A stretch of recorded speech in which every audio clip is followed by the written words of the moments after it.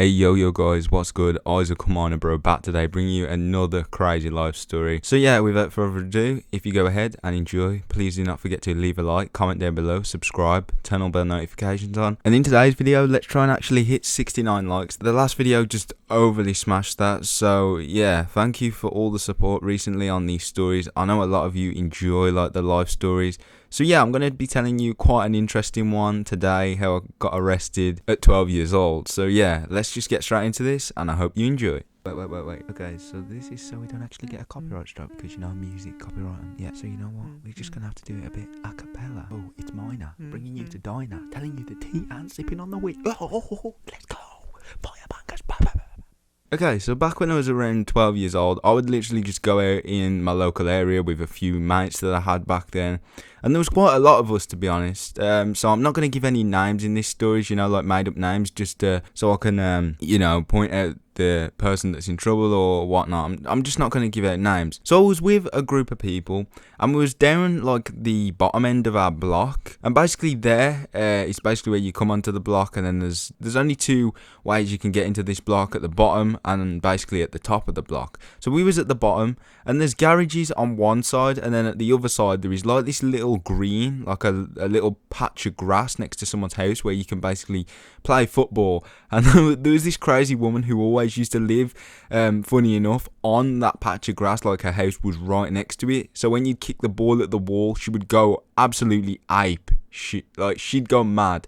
Okay, so anyways, we was down there. It was a beautiful day. It was the summer. We broke from the 6 weeks, you know, where you just oh man, it was beautiful, I'm not gonna lie.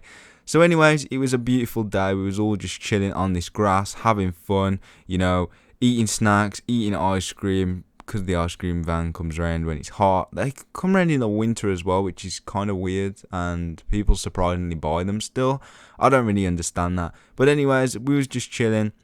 Then after that, this one guy come down, and this one guy who come down, I've kind of had a little bit of beef with him, like in a weird different way. Like we'd have beef and then he'd be perfectly fine with me, and then I'd have beef with someone else and he'd join into their beef and just try and like beef me, if you get what I mean. He was kind of a weird guy, I'm just going to say that. He was also older than me as well. Not much older, I'd probably say like maybe 2-3 years older.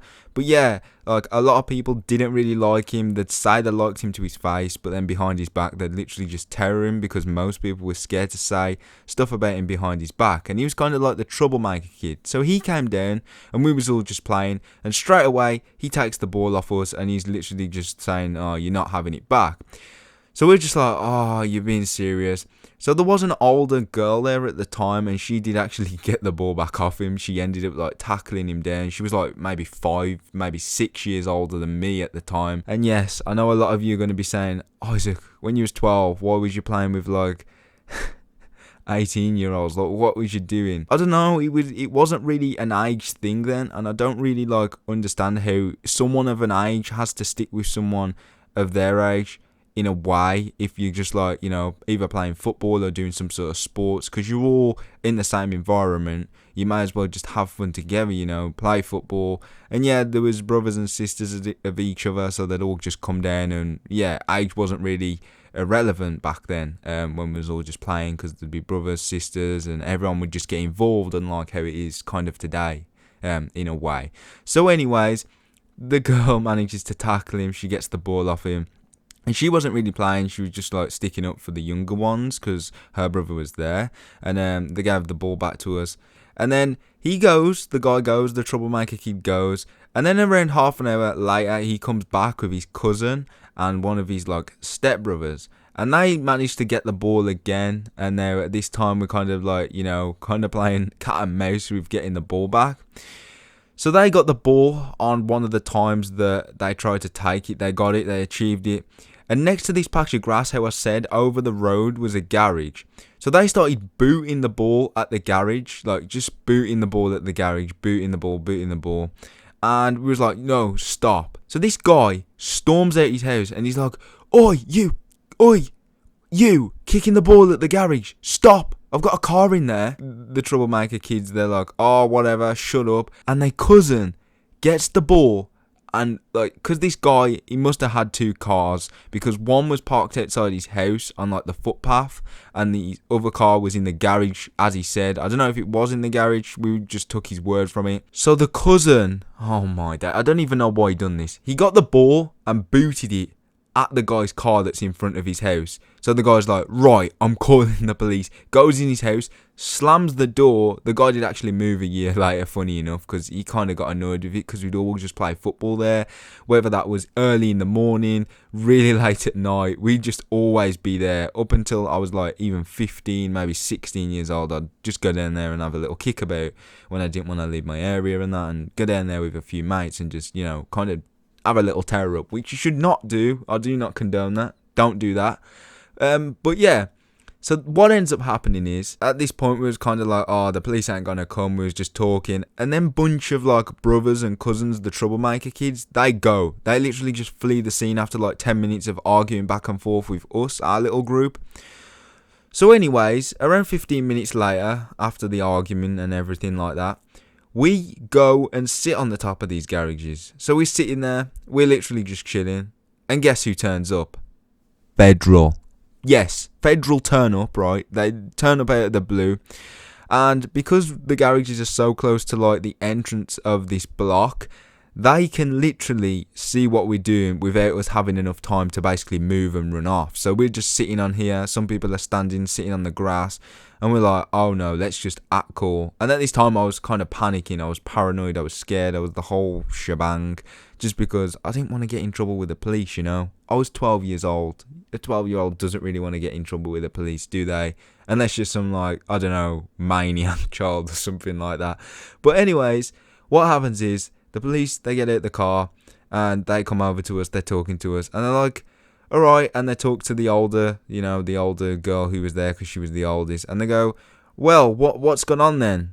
So we basically told them, and then the guy comes out his house because he sees the police talking to us, and we're kind of arguing with the guy now. We're basically saying, it wasn't us, stop saying it was us, because the guy was saying, oh, these bunch of kids, they was kicking the ball at the garage, and when I told them to stop, they booted it at my car outside my house. And I've just been over and checked, just because before he came over to us, he checked the car, and there's just some minor damages, but this is just not acceptable. So the police are like, okay, we need all your names, and how old are you all? And the girl says, because she was mainly talking to them because she's the oldest, she said, I'm 18, this guy's 14, this guy's 13, there's there's a 9-year-old there.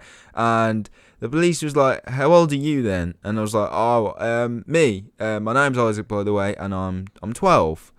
And they was like, oh, okay, is anyone here under the age of 16? And then the people who were there, which was only like 3 or 4 people, put their hand up. And they're like, right, we're all going to have to escort you young ones back to your houses and basically tell your parents what's gone on.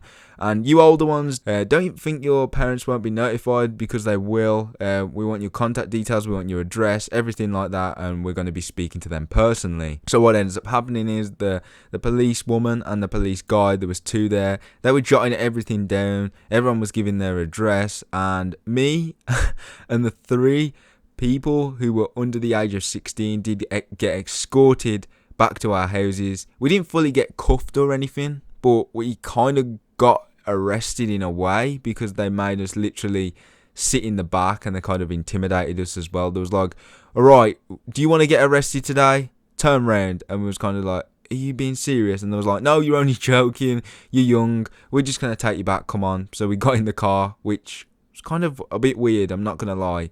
And yeah, they took me back to my house first. The police spoke to my mom. The police guy was basically saying like, oh, your son was down there and there was this other group of people who were kind of causing trouble. I just thought I'd let you know and bring him back and make sure everything's safe. And I recommend you don't let him go out today, because the guy's had some minor damage done to his car by this group, and we know your son. He seems like a good kid. I don't really want him to be getting in trouble. And my mum was like, Isaac, what's going on? What's going on? And she was really surprised when she saw me actually at the door with the police, which was pretty crazy to me as well. I don't even think the police can do this without cuffing someone, without arresting them, but they did it anyway. Brought me back to the house, spoke to my mum. My mum was pretty shocked. Not really upset, because I told her that I didn't do it, and the police kind of knew that they didn't do it when that guy come over. He said, yeah, it was this other group, but that none of them seem to be here now. These kids were, they was being reasonable, and the other kids were just not abiding by, not being nice, to be honest. So, yeah, the other two in the car, they got taken one by one, dropped off, and yeah, after that, I'm not gonna lie, I didn't really hang around with big groups like that a lot. On that patch of grass anyway, we'd always have to go over like a massive field, which is even further away. But yeah, that was the time I kind of slash got arrested slash not got arrested. Let me know below if you think that's arrested, because I personally do, because they made me get in the car, but they just didn't cuff me because, cuffing a 12-year-old, yeah, that's a bit extreme for like not doing anything wrong. Even getting them in the car for not doing anything wrong is a bit extreme. But yeah, they just wanted to figure out everything that happened, and they did not get the people who actually did it. So yeah, everyone knew their names. The police knew their names. They just, didn't really follow up on it because it wasn't like a major thing or anything. But yeah, if you did go ahead and enjoy today's story, please do leave a like. Comment down below your stories. Comment down below as well if you don't have any stories. I really do love reading your guys' comments. You mean the world to me. And yeah, subscribe, turn all bell notifications on, and I'll see you in tomorrow's video. And yes, I am back doing daily story times on here. Peace.